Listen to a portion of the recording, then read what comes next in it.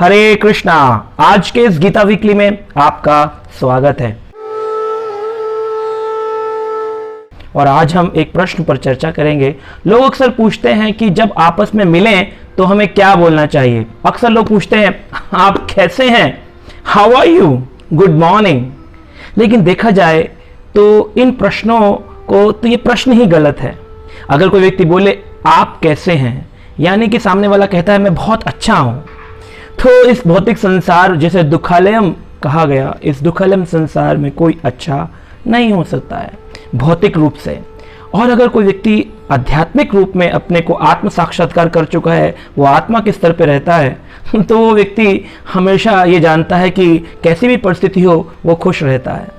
तो ये आप कैसे हैं अगर भौतिक संसार में है, तो अगर वो कहता भी है मैं अच्छा हूं तो वो दुखी है। लेकिन अगर आध्यात्मिक संसार में है तो चाहे कितने भी शारीरिक कष्ट भी क्यों ना हो, वो व्यक्ति सदा प्रसन्न रहता है, क्योंकि वो आत्मा के स्तर पर रहता है। इसी बात को भगवान श्री कृष्ण ने अर्जुन को भगवत गीता के 10वें अध्याय, जहां भगवान अपने ऐश्वर्यों का वर्णन कर रहे हैं, उसके 9वें श्लोक में भगवान कहते हैं जब दो लोग मिलें तो उन्हें क्या प्रश्न पूछना चाहिए। भगवान कहते हैं मच्चित्ता मतगत प्राणा बोधयन्तः परस्परं कथयन्तश्च मां नित्यां तुष्यन्ति च रमन्ति च। भगवान ने कहा मच्चित्ता, ऐसे जो लोग होते हैं जो मेरे भक्त होते हैं, वो मच्चित्ता अपने चित्त में मुझको बिठाते हैं। अब यहाँ पर दो शब्द हैं समझने वाले, एक होता है चित्त और एक होता है चित्ता। जैसे कहते हैं सच्चित आनंद विग्रह, सत यानी कि आत्मा शाश्वत है, चित यानी कि उसको हर चीज का ज्ञान है, और आनंद यानी सदा वो आनंद में रहती है, क्योंकि हम भगवान के अंश हैं। भगवान भी सच्चित आनंद विग्रह हैं, तो हम भी सच्चित आनंद हैं। लेकिन यहाँ चित्त की बात नहीं हो, यहाँ चित्त, चित्त यानी मन। भगवान कह रहे हैं मन में मत चित्तः, मुझे अपने मन में जो बिठाते हैं। मद गतः प्राणः, यानी कि जिनका प्राण मैं हूं, जो अपना सब कुछ मुझे अर्पित करते हैं। भगवान को अपने प्राणों से भी ज्यादा प्यारा जो मानते हैं, ऐसे भक्त जब मिलते हैं तो क्या करते हैं, बोधयंतम परस्परम, आपस में भगवान का उपदेश देते हैं। बोधयंतम यानी उपदेश देना, भगवान का ज्ञान। आज मैंने क्या गीता में पढ़ा, आपने क्या भागवत में पढ़ा, इस प्रकार के आपस में बात करते। कथयंतश्च माम नित्याम, नित्य भगवान की कथाओं की चर्चा करते हैं कि आपने आज कितना हरि नाम लिया, आज आपने जो प्रसंग पढ़ा उससे आपने अपने जीवन में कैसे अपनाएंगे। नित्यम, और एक दिन नहीं, रोज ऐसी बातें करते हैं। और इससे क्या होता है, भगवान कहते हैं तुष्यन्ति चा रमन्ति चा, वो संतुष्ट होते हैं, सदा प्रसन्न रहते हैं, और रमन्ति चा, परम आनंद में रहते हैं। एक ऐसा आनंद जिसे दिव्य आनंद कहते हैं। अब लोग कहते हैं हमें भी टीवी देख करके आनंद मिलता है, घूम करके आनंद मिलता है, किसी को मांस मदिरा खा के आनंद मिलता है, लेकिन यहां वो आनंद की बात नहीं। रमन्ति यानी कि भगवान का दिव्य आनंद उसे प्राप्त होता है। तो आप ये समझते हैं कि ये बहुत साधारणता से ऐसा नहीं होता है। जनक महाराज के महल में जब भी वशिष्ठ ऋषि या विश्वामित्र ऋषि, दुर्वासा ऋषि आया करते थे, तो जनक महाराज से प्रश्न पूछा करते थे आपकी अपने आत्मा साक्षात्कार की जो यात्रा है वो कितनी पूरी हो गई है। ये प्रश्न पूछने चाहिए। आप कैसे हैं, हर व्यक्ति अंदर से दुखी है और वो बोलता है मैं बहुत अच्छा हूं, तो वो फेक जवाब देता है, एक झूठा जवाब देता है। तो सही मायने में ये प्रश्न ही गलत है कि आप कैसे हैं, पूछना चाहिए आपकी यात्रा कैसी चल रही है, आपने भगवान की कथा कितनी पढ़ ली है। ब्रह्मांड भ्रमित कौन भाग्यवान जीव, गुरु कृष्ण कृपा पाए भक्ति लता बीज। और ऐसा वही कर सकते हैं जिन्हें भक्ति का बीज प्राप्त हो गया है। जब भक्ति का बीज मिल जाता है तो उस भक्ति के बीज को विनम्रता की मिट्टी में लगाया जाता है। ह्यूमिलिटी, ये ग्रीक शब्द से आया ह्यूमस, यानी कि विनम्रता की मिट्टी में, और फिर वो पौधा धीरे धीरे बढ़ता है। भक्ति लता यानी कि बेल जो है भक्ति की, ये बढ़नी शुरू होती है।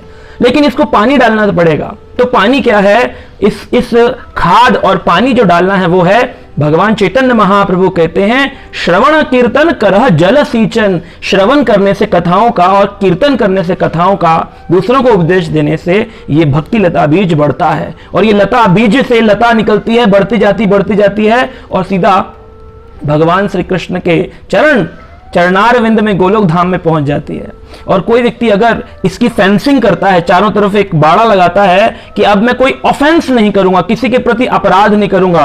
फेंस यानी कि अंदर, ऑफेंस यानी कि इसके अंदर मैं बाड़ा जो है फेंसिंग लगाई है, इज ऑफ द फेंस नहीं जाऊंगा, अपराध नहीं करूंगा। तो भक्ति लता बीज को कोई बकरी या गाय या कोई और नहीं खा सकते हैं। तो इस प्रकार से वो भक्ति की लता बढ़ती जाती और कृष्ण गोलोक धाम तक पहुंच जाती है। तो बहुत सरल है, व्यक्ति को क्या प्रश्न पूछने चाहिए, मिलने पर क्या चर्चा करनी चाहिए। ठीक है, कभी पूछ लिया आपके बच्चे कैसे हैं, परिवार कैसा है, लेकिन भागवत साक्षात्कार की चर्चा किए बिना जो कुछ भी हम करते हैं उसे प्रजल्प कहते हैं, यानी कि बेकार की बातें, है ना। हमें ऐसी बेकार की बातों में नहीं पड़ना चाहिए, भगवान की कथाओं की चर्चा करनी चाहिए। देखिए, श्रीमद् भागवत के लिए लोग कहते हैं भगवत गीता जैसे पुराण, गीता जैसे उपनिषद, गीतोपनिषद जैसे शास्त्रों के लिए कहा गया, श्रीमद् भागवतम पुराणम अमलम यद वैष्णवानाम प्रियम। वैष्णवों का प्रिय है श्रीमद् भागवत ग्रंथ। तो श्रीमद् भागवत के कुछ प्रसंग आप पढ़ें और उसी को चर्चा करें, गीता का कुछ अध्याय पढ़ें और उसी की कुछ चर्चा करें। अगर इस प्रकार से आप करते हैं तो आपका मन हमेशा प्रसन्न रहेगा, आपको सदा दिव्य आनंद की अनुभूति होगी।